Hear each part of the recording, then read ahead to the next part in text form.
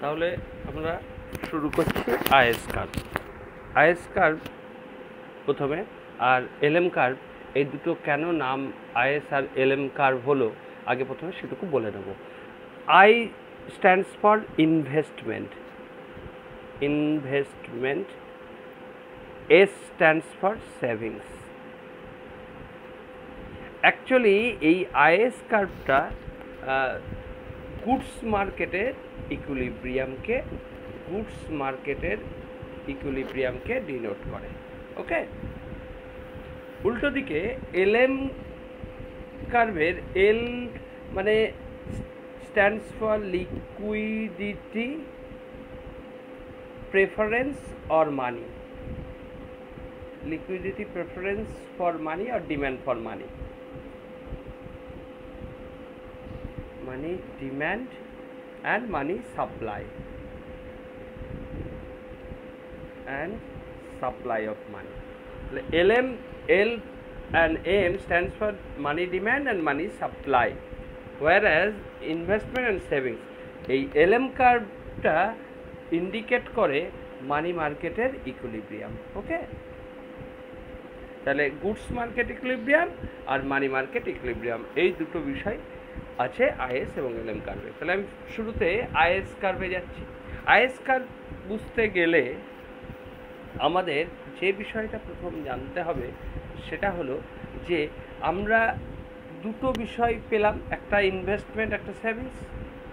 ইনভেস্টমেন্টের ক্ষেত্রে আমরা প্রথমে ইনভেস্টমেন্ট সম্পর্কে ডিসকাস করব, সেভিংস ডিসকাস করব, তারপরে আইএস কার্ভ নিয়ে আমরা অ্যানালিসিস করব। ওকে, তাহলে ইনভেস্টমেন্ট কার্ভ, আরেকটা কথা বলে নিই তার আগে, সেটা হলো আইএস কার্ভের ক্ষেত্রে আইএস কার্ভ ডিপেন্ড করছে ইনভেস্টমেন্ট ডিপেন্ড করে আর এর উপর, rate of interest. Savings depend করে ইনকাম লেভেলের উপর। So at equilibrium in goods market investment always becomes equals to savings. তার মানে investment equals to savings. Here we get one equation,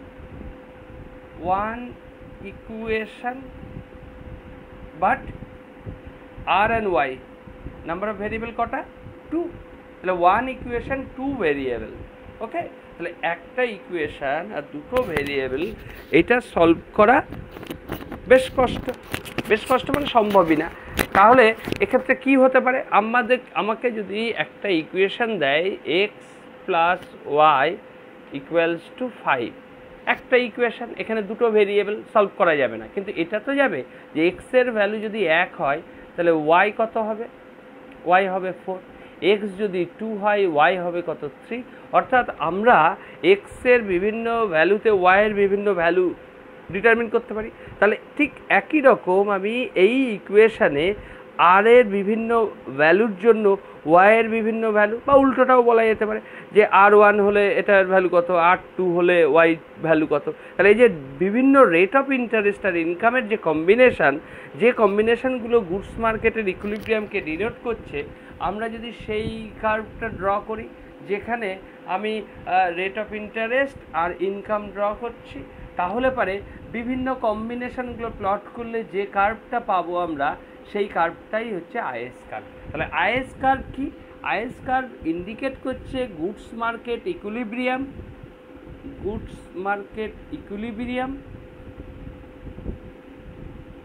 ওকে, বা বলা যেতে পারে at every point of an is curve indicates goods market equilibrium. এই জন্য is কার্ভকে আর একটাও বলা হয় যে goods market schedule.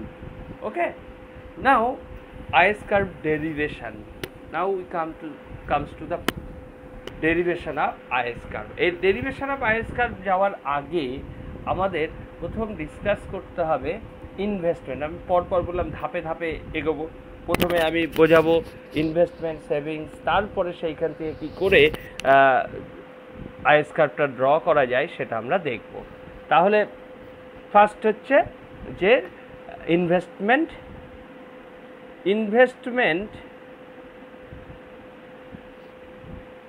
Demand function. আমরা এইটা ইনভেস্টমেন্ট ডিম্যান্ড ফাংশন এই বিষয়টা নিয়ে আলোচনা করব। এখানে আমরা জানি কি ইনভেস্টমেন্ট জেনারেলি রেট অফ ইন্টারেস্টের উপর ডিপেন্ড করে। আমি রেট অফ ইন্টারেস্ট এত বড় কথা লিখছি না, শর্টে যদি আর করে লিখি তাহলে if rate of interest rises then production বা প্রডিউসাররা বলতে পারি যে producers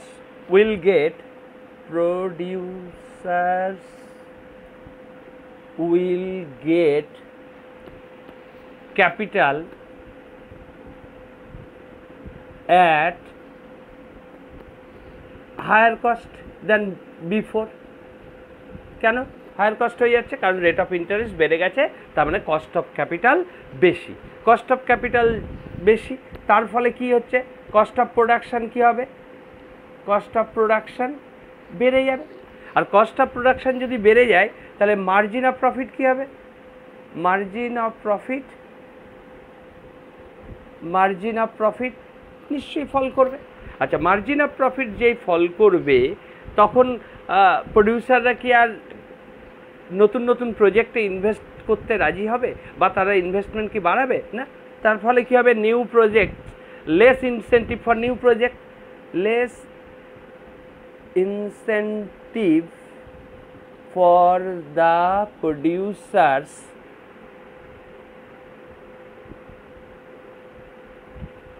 to invest।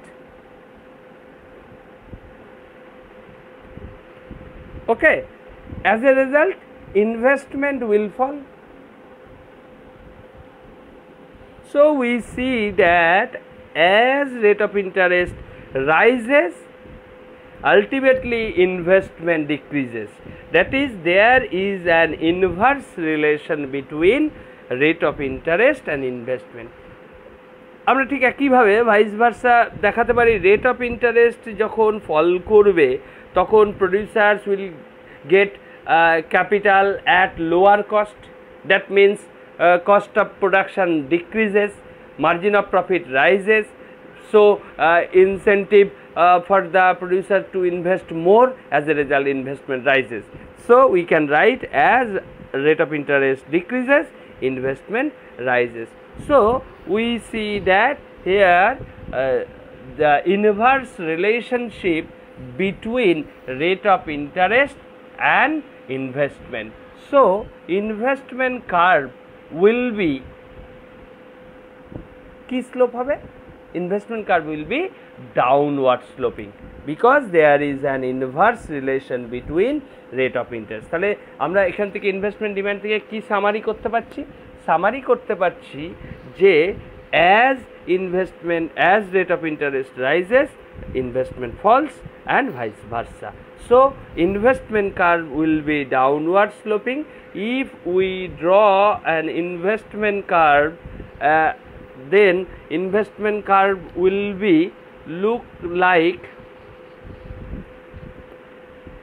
here investment national income বা রিয়েল জিডিপি আর ইনভেস্টমেন্ট ড্র করছি আমি ভার্টিক্যাল অ্যাক্সিসে, আর এটা হচ্ছে অরিজিন। তাহলে investment will be is this here we see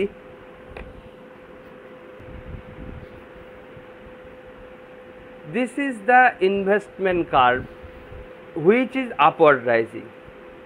দেখো তোমাদের আমি বললাম যে রেট অফ ইন্টারেস্ট বাড়লে ইনভেস্টমেন্ট ফল করে, তাই তো? কিন্তু এখানে আমি রেট অফ ইন্টারেস্ট না, আমি ইনকামের রেসপেক্টে। তাহলে রেট অফ ইন্টারেস্ট একটা কনস্ট্যান্ট ধরলাম আমি। রেট অফ ইন্টারেস্ট ধরো রেট অফ ইন্টারেস্ট হচ্ছে 5%। ওকে, তাহলে 5% রেট অফ ইন্টারেস্টে আমার ইনকাম বাড়লে ইনভেস্টমেন্ট বাড়বে, খুব স্বাভাবিকভাবে এটা আপওয়ার্ড রাইজিং একটা কার্ভ। এখন ইনভেস্টমেন্ট যদি কি হবে, যদি রেট অফ ইন্টারেস্ট বেড়ে যায়, রেট অফ ইন্টারেস্ট ধরো এখানে কমিয়ে দেওয়া ভালো, উপরে জায়গাটা রেট অফ ইন্টারেস্ট 5%-এর জায়গায় 4% হয়, তাহলে কী হবে? 4% হলে তখন ইনভেস্টমেন্ট বাড়বে, তাই না? তার মানে the curve will shifted upward as like where rate of interest is 4%। তাহলে রেট অফ ইন্টারেস্ট ডিক্রিজ করলে ইনভেস্টমেন্ট কার্ভটা প্যারালালি আপওয়ার্ড শিফট করছে। তাহলে আমি যদি ইনভেস্টমেন্ট কার্ভটা with respect to rate of ইন্টারেস্টে ড্র করি এবং যেখানে ইনভেস্টমেন্টটাকে আমরা এই অ্যাক্সিসে নিচ্ছি এবং রেট অফ ইন্টারেস্টকে ভার্টিক্যাল অ্যাক্সিসে নিচ্ছি, তাহলে আমরা কি পাবো, কোন রিলেশন পাবো? Inverse relation. তাহলে investment which is depends on rate of interest will be like this. Okay, now I am discuss about the slope of investment curve. এই slope of investment curve বুঝতে গেলে দুটো বিষয় আছে, আমি দুটো বিষয়কে আলাদা আলাদা করে দেখাচ্ছি। একটা হচ্ছে আর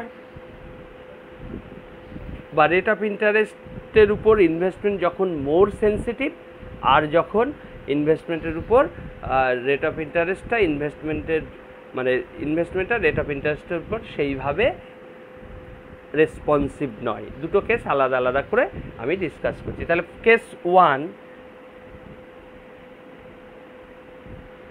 ওয়ান কি পাচ্ছি? কেস ওয়ান পাচ্ছি when investment is more responsive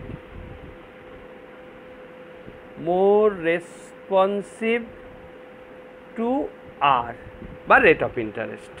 আর একটা কেস টু কি দেখাবো আমরা? কেস টু দেখাবো যে when investment is less responsive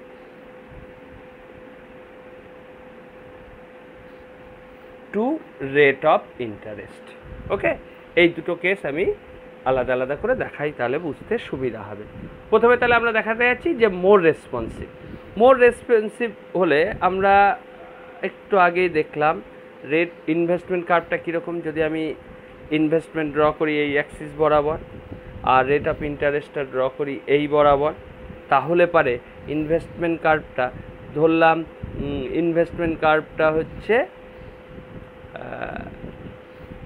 ধরো R1, ইনভেস্টমেন্ট কার্ভটা এইরকম হচ্ছে, এবং এইখানটা আমি দেখছি ধরো রেট R1, ইনভেস্টমেন্ট কতটা I1। নাও রেট ইন্টারেস্ট ফল করেছে খুব স্লাইট, অল্প, little change in rate of interest R2, investment changes. Here we see that investment কতটা চেঞ্জ হয়েছে, তার জন্য এই রেট অফ ইন্টারেস্ট কতটা চেঞ্জ হয়েছে, তার জন্য ইনভেস্টমেন্ট কতটা বেশি চেঞ্জ হলো, তাই না? তার মানে এখানে রেট অফ ইন্টারেস্টের উপর ইনভেস্টমেন্ট অনেকটা ডিপেন্ড করছে, মোর রেসপন্সিভ, মানে their investment curve will be flatter. আর যখন ইনভেস্টমেন্টটা less responsive to the rate of interest, তখন ইনভেস্টমেন্ট কার্ভটা হবে steeper. For example in this figure R1 Y1, rate of interest দেখ কতটা ফল করেছে, তার জন্য ইনভেস্টমেন্ট I1 I2, তাহলে রেট অফ ইন্টারেস্ট কতটা ফল করলো তার জন্য আবার ইনভেস্টমেন্ট কতটুকু, তাই না? তার মানে এখানে আমি আগেরটা দেখছি কি rate of interest com, investment অনেক বেশি, সামান্য little change in rate of interest occurs and large amount of investment change happen. But here we see a large amount of rate of interest changes, and as a result investment changes less amount comparative to that amount. Okay, তাহলে এই যে investment কার্ভটা কেমন হবে, platter হবে না stripper হবে, এটা পুরোপুরি ডিপেন্ড করছে যে ইনভেস্টমেন্টটা রেট অফ ইন্টারেস্টের সাথে কীরকমভাবে রিলেটেড, অর্থাৎ ইনভেস্টমেন্টটা কি more responsive to rate of interest না লেস রেসপন্সিভ। যদি মোর রেসপন্সিভ হয় তাহলে হবে ফ্ল্যাটার, আর যদি লেস রেসপন্সিভ তাহলে হবে স্টিপার। ওকে, তাহলে আমরা এখান থেকে দুটো বিষয় কনক্লুড করতে পারি। যদি investment more responsive to rate of interest, then the investment curve will be flatter. but if investment is less responsive to rate of interest, then investment curve will be steeper. Okay, now shifts in investment curve আমরা এটা এখন discuss করব। Investment curve leftward or rightward,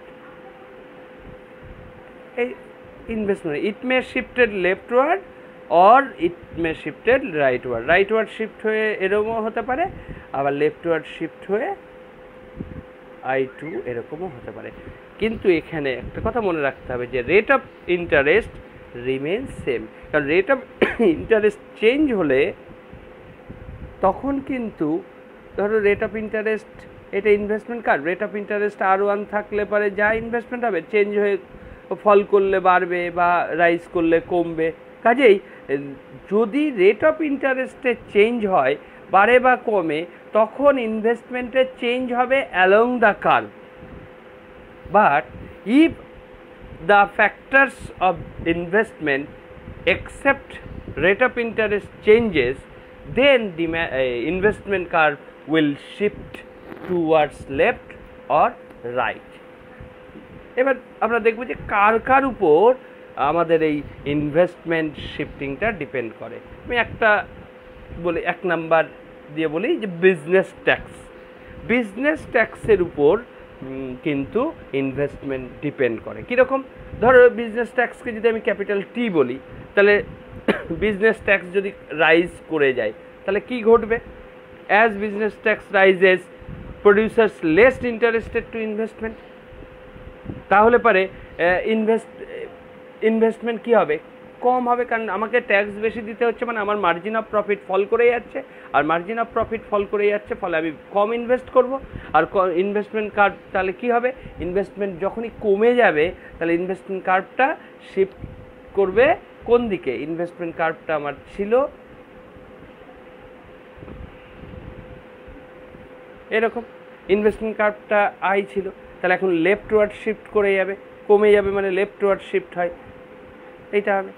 যদি উল্টোটা হতো, tax কমে যেত, tax কমে গেলে তখন ইনভেস্টমেন্ট রাইজ করতো, as a result investment rise করলে আমার তখন রাইটওয়ার্ড শিফট হতো, তখন রাইটওয়ার্ড শিফট হতো, কারণ ইনভেস্টমেন্ট বেড়ে যাচ্ছে, তাহলে রাইটওয়ার্ড শিফট হয়ে ইনভেস্টমেন্ট হয়ে যেত ফর এক্সাম্পল I2। ওকে, তাহলে আমরা ট্যাক্স রাইজ করলে বা ফল করলে তার দরুন দেখলাম ইনভেস্টমেন্ট লেফটওয়ার্ড আর রাইটওয়ার্ড শিফট করে। সেকেন্ড কি বিষয়ের উপর ডিপেন্ড করে? সেকেন্ড যে ফ্যাক্টরটা সেটা হলো গভর্নমেন্ট এক্সপেন্ডিচার। গভর্নমেন্ট এক্সপেন্ডিচারের উপরেও কিন্তু ইনভেস্টমেন্ট কার্ভটা রাইটওয়ার্ড আর লেফট, এরকম there are so many factors on which investment depends on. যেমন হতে পারে favourable impacts on stock or share market, এরকম অজস্র ফ্যাক্টর আছে, আমাদের আর ওগুলো ডিটেলস জানতে হবে না। এবার আমরা আসবো ইনভেস্টমেন্ট ডিম্যান্ড ইকুয়েশনটা কিভাবে লেখা হয় সেই বিষয়টা। ইনভেস্টমেন্ট ডিম্যান্ড ইকুয়েশনকে আমরা এইভাবে লিখি যে investment demand equation for example I investment demand equals to একটা constant part of the investment, যেটাকে আমরা বলতে পারি যে মিনিমাম লেভেল, একদম মিনিমাম যে লেভেলটার না মিনিমাম লেভেল অফ ইনভেস্টমেন্ট যেটা না হলে প্রডিউসাররা প্রোডাকশন করতে পারবে না। আচ্ছা, মাইনাস একটা parameter into rate of interest. তাহলে এখানে যে নেগেটিভ সাইনটা কি ইন্ডিকেট করছে? নেগেটিভ সাইনটা কেন দেওয়া হলো? Negative sign stands for inverse relation between rate of interest and investment. Okay, তাহলে negative sign stands for negative or inverse relation between investment and rate of interest. And what is A? A is the slope of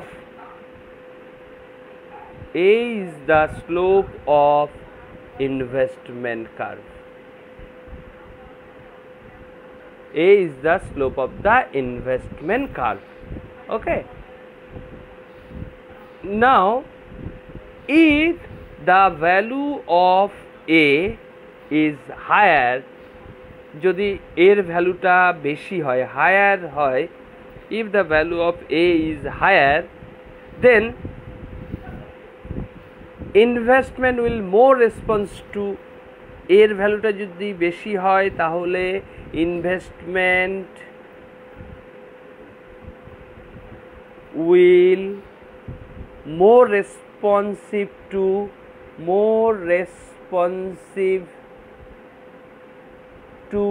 our rate of interest. আর more responsive যদি হয় তাহলে investment কার্ভটা কেমন হয় আমরা জানি, platter, তাই না? আর যদি এর ভ্যালুটা হায়ার না হয়ে লোয়ার হয় তাহলে ঠিক একই যুক্তিতে আমি বলতে পারি যে investment curve will be steeper. Okay, তাহলে ইনভেস্টমেন্ট কার্ভটা, এই যে ইনভেস্টমেন্ট কার্ভটা ড্র করছি, এটা এরকম হবে না এরকম হবে, স্টিপার হবে না ফ্ল্যাটার হবে, সেটা ডিপেন্ড করছে এই এর ভ্যালু, এ যে প্যারামিটার যেটা ওই ইনভেস্টমেন্ট কার্ভের স্লোপটাকে ডিপেন্ড করে, এবং যার ভ্যালুটা মেইনলি ডিপেন্ড করছে যে ইনভেস্টমেন্টের responsiveness to the rate of interest. Okay, এইবার আমরা আসছি derivation of IS curve. Derivation of IS কার্ভটা কীভাবে আঁকতে গেলে আমি ফার্স্ট দেখাচ্ছি এইভাবে সিম্পল কেইনশিয়ান মডেল থেকে বোঝাতে শুরু করি, তাহলে বুঝতে সুবিধা হবে। এই বরাবর রিয়েল জিডিপি বা ন্যাশনাল ইনকাম বা ওয়াই নিলাম, আর এক্স এক্সিস বরাবর এগ্রিগেট এক্সপেন্ডিচার। তাহলে আমরা জানি একটা 45 ডিগ্রি লাইন ড্র করে ফেলি, 45 ডিগ্রি লাইন ড্র হয়ে গেল। আচ্ছা, এগ্রিগেট এক্সপেন্ডিচার কার্ভটা ধরলাম এই 0। আচ্ছা, ঠিক তার নিচে আমি আর একটা ড্র করে নিই যেখানে আছে ওয়াই, আর এইখানে আমি রেট অফ ইন্টারেস্ট। আচ্ছা, এই এগ্রিগেট এক্সপেন্ডিচার মানে আমরা কি জানি? এগ্রিগেট এক্সপেন্ডিচার মানে জানি C plus I plus G plus net export মানে এক্স মাইনাস এম। এখন এই সি মানে হচ্ছে যে তার মধ্যে একটা কনস্ট্যান্ট পার্ট আছে, ইনভেস্টমেন্টের মধ্যে আমরা একটা দেখেছি কনস্ট্যান্ট পার্ট, গভর্নমেন্ট এক্সপেন্ডিচারের মধ্যে এই সমস্ত কনস্ট্যান্ট পার্টের উপর ডিপেন্ড করে এই যে ভার্টিক্যাল অ্যাক্সিসে ইন্টারসেপ্ট এইটা বেরোয়। এই কার্ভটা এখান থেকে যাবে না এখান দিয়ে যাবে না এখান দিয়ে যাবে, সেটা ডিপেন্ড করে এই যে কনস্ট্যান্ট যে পার্টগুলো এগ্রিগেট এক্সপেন্ডিচারের মধ্যে থাকে সেইগুলোর উপর ডিপেন্ড করে। এখন কোনো কারণে এই কোনো একটা ধরলাম আমি রেট অফ ইন্টারেস্ট চেঞ্জ করলো, রেট অফ ইন্টারেস্ট চেঞ্জ করলে রেট অফ ইন্টারেস্ট ধরলাম ফল করলো, রেট অফ ইন্টারেস্ট ফল করলে কি হবে? Rate of interest